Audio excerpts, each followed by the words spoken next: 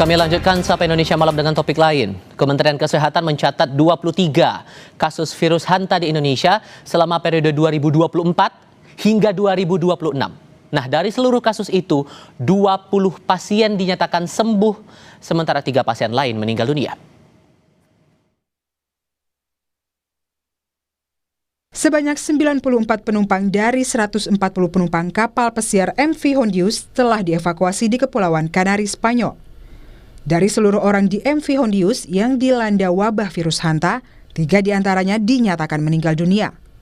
14 penumpang yang merupakan warga negara Spanyol diterbangkan ke Bandara Militer Torrejón de Ardoz untuk dibawa ke Rumah Sakit Militer Gómez Ulla di Madrid dan menjalani karantina.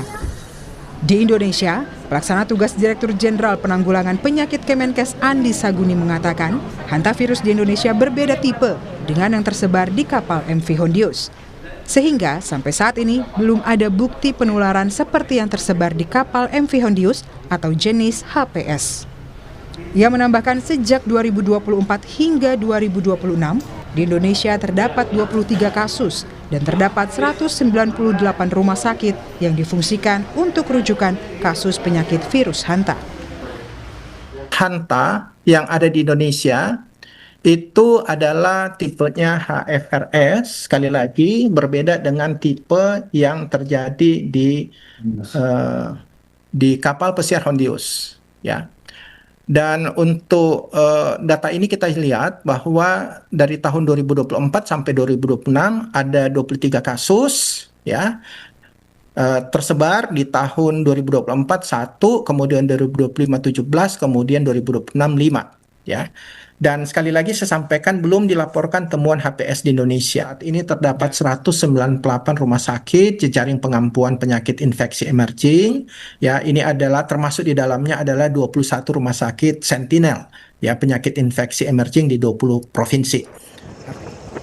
Sementara itu, Ketua DPR RI Puan Maharani meminta seluruh stakeholder untuk menyiapkan langkah pencegahan dan mitigasi terhadap potensi ancaman virus hanta. Puan juga mengingatkan agar penyebaran virus ini tidak seperti pada masa COVID-19. Semua stakeholder sebaiknya untuk mengantisipasi dan melakukan mitigasi, jangan sampai kemudian nanti menganggap hal ini hal yang tidak perlu diantisipasi dan dimitigasi, kemudian menjadi luas dan melebar dan terjadi hal yang tidak diinginkan dan menjadi seperti yang terjadi di waktu terjadi di COVID. Jadi apapun hal-hal yang kemudian virus-virus yang nantinya bisa meluas dan melebar atau tercemar dengan mudah, ya sebaiknya sudah diantisipasi dari awal. Pintu-pintu yang memang harus dicegah ya sebaiknya dicegah sehingga jangan sampai meluas tanpa diantisipasi. Menkes Budi Gunadi Sadikin juga sudah melakukan koordinasi dengan WHO usai mengetahui penyebaran virus hanta. Kemenkes telah meminta pedoman penanganan dan deteksi dini dari WHO untuk mengantisipasi penyebaran di Indonesia. Tim Liputan, Kompas TV. Menteri Kesehatan Budi Gunadi Sadikin menegaskan virus hanta berbeda dengan virus COVID-19 dan bukan virus baru. Virus hanta juga diyakini Budi sangat sulit tertular antar manusia. Ini virusnya beda dengan COVID, ini sudah lama ada. Ya, sejak tahun 2000-an di Indonesia sudah teridentifikasi. Ya, dan sekarang kita terjadi di luar negeri, itu terjadinya variannya berbeda dengan yang ada varian di Indonesia. Sehingga di sana menyebabkan kematian tinggi, kalau di kita tidak.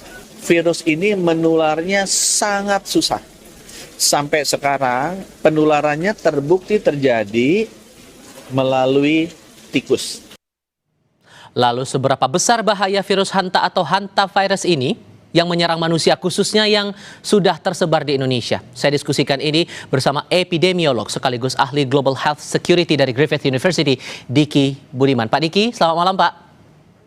Selamat malam Bang Tifat. Terima kasih sudah bergabung bersama kami. Kalau kata Menkes ini tidak berbahaya, tidak sama dengan COVID-19 tapi bukan virus baru. Jadi seberapa bahaya sebetulnya hanta ini? Banyak bahayanya terutama karena angka kematian yang bisa terjadi dari infeksi hantavirus ini bisa sampai bahkan tertinggi 60%. Artinya 6 dari 10 orang yang terinfeksi itu bisa mengalami kematian. Meskipun benar bahwa potensi penularannya kecil sekali karena angka reproduksinya yang mencerminkan kemampuan seseorang yang terinfeksi virus ini kemudian menularkan pada orang lain itu di bawah rata-rata angka 1. Artinya menularkan ke satu orang pun begitu sulit, kecuali Andes ya. Andes strain ini artinya turunan atau keluarga dari hantavirus ini, angka reproduksinya 1,1 kurang lebih. Artinya dia, seseorang yang terinfeksi Andes strain ini, bisa menularkan pada satu orang lainnya dengan syarat ada kontak erat dekat dengan si pasien ini dan dalam waktu yang relatif lama. Lamanya ini mungkin 3 atau 4 hari. Nah, ini yang membuat kenapa ancaman pada masyarakatnya sebetulnya relatif kecil. Ya. Tapi kecil itu bukan nol, karena berarti ada kelompok yang rawan di antara masyarakat yang memiliki potensi risiko besar itu adalah orang-orang yang pekerjaannya, aktivitas kesehariannya tinggi erat dengan tikus. Nah, seperti misalnya pembersih tugas pembersih gudang atau yang di got-got begitu atau bahkan di petani atau yang ke hutan-hutan ini yang memiliki risiko tinggi Lewat begitu. interaksi tikus saja atau jangan-jangan antar manusia juga ada peluang, Pak? Ada peluang tuh kalau Andes strain ya. Jadi kalau gini, di dunia ini ada 3 benua yang teridentifikasi tikus-tikus yang ada di 3 benua itu membawa hantavirus. Jadi hantavirus ini endemik di tikus. Dan kalau tikus punya virus ini dia nggak sakit. Karena dia sudah beribu tahun, puluhan ribu tahun ada virus ini. Sama seperti coronavirus itu ada di kelelawar, ya dia tidak sakit kelelawarnya. Tapi kalau dia sudah lompat dari kelelawar itu ke manusia, inilah yang disebut dengan zoonosis, penyakit dari hewan atau pindah ke manusia. Nah, hanya di Amerika saja, khususnya Amerika Selatan, Argentina, Bolivia, ya Chili, itu adalah negara yang memiliki jenis roden, ya jenis sekelompok semacam tikus yang di dalam tikus ini ada Andes strain dari kelompok hantavirus yang punya, kalau dia sampai menginfeksi manusia bisa menularkan antar manusia. Baik. Tapi hanya ada di Amerika Selatan. Di Eropa kemudian di Asia jenisnya ya hanya dari tikus kepada manusia, bukan Oke. dari manusia ke Oke, potensinya masih terbilang kecil, bahkan jauh kalau mau dibandingkan dengan COVID-19. Soal gejalanya, Betul. Pak, ada yang perlu diwaspadai? Gejalanya sebetulnya tidak ada yang khas ya, karena mirip flu sebetulnya. Hanya kalau misalnya ada gejala flu kemudian dia punya kontak dengan atau riwayat kontak dengan tikus atau kotoran tikus, ini yang harus diwaspadai. Tapi tidak serta-merta dalam konteks Indonesia, tidak serta-merta oh ini hantavirus, tidak dugaannya. Tapi yang pertama itu sebenarnya leptospirosis kalau dalam konteks Indonesia, karena leptospirosis lebih sifatnya endemik lah di Indonesia dibandingkan hantavirus itu. Oke. Tapi untuk penanganan, andaikanlah ditemukan kasus pendekatan atau penanganan terhadap pasien yang terkonfirmasi itu, apakah sama dengan jenis penyakit yang lain atau ada perbedaan lagi, Pak? Ada perbedaan. Dia tentu harus diisolasi ya, penanganan dan selama perawatan dia harus terpisah dengan karena tentu walaupun risikonya kecil, kita ya prinsipnya kalau ada penyakit ini, kalau dia sampai bisa menginfeksi manusia berkali-kali, kita khawatir dia lebih pintar gitu, sehingga tetap standar prosedurnya adalah tetap adanya isolasi atau penerapan yang lebih khusus. Sayangnya sampai saat ini, Bang Tifal, memang belum ada vaksin ataupun obat yang spesifik untuk hantavirus ini.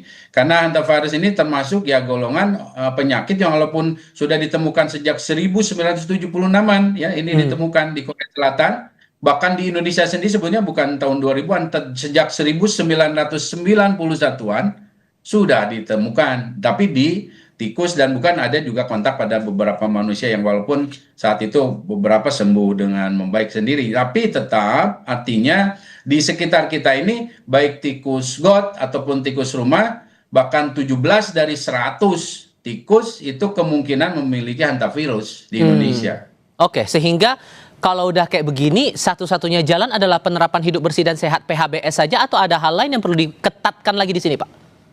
Ya, itu yang sebetulnya harus dilakukan. Karena sekali lagi belum ada vaksin dan tidak perlu juga saat ini untuk vaksin ataupun obat pencegahan. Yang paling efektif sebetulnya perilaku hidup bersih sehat, antara lain di segala aspek yang konsisten ya, diterapkan dimanapun dan kapanpun. Jadi perilaku mencuci tangan, karena virus ini kalau kena deterjen ya mati dia. Kemudian nanti kalau misalnya kita di gudang kemudian mau membersihkan, jangan sapu kering ya, jadi harus bersih basah namanya, jadi disiram kemudian diberi disinfektan, itu akan mati kalaupun ada virus hantavirus ini. Jadi itu yang harus secara konsisten dilakukan, meskipun bukan hanya untuk hantavirus, untuk yang lain, karena sekali lagi tikus ini punya riwayat buruk buat manusia. Dia bawa banyak penyakit. Ingat beratus tahun lalu ada yang disebut dengan pandemi pes namanya, yang menyebabkan kematian sampai 50 juta di dunia. Yang itu sebabnya tikus, kutu yang dibawa tikus. Dan ini adalah satu juga ancaman yang masih ada sampai sekarang, belum hilang sama sekali. Jadi bicara tikus ya harus dikendalikan, jangan ada di pemerintah kota ya, karena ini kan levelnya pemerintah kota. Baik. Ataupun kecamatan melihat ada sarang tikus, ada sampah berserakan, dibiarkan, karena itu mengundang tikus, mengundang penyakit. Oke, perlu dipahami untuk semuanya, tapi tidak perlu panik. Itu tadi yang harus betul-betul dicermati. Waspada boleh, panik tidak. Baik Pak Diki, terima kasih banyak sudah berbagi pandangan bersama kami kali ini. Sehat selalu ya Pak, selamat malam. Sama-sama, selamat malam.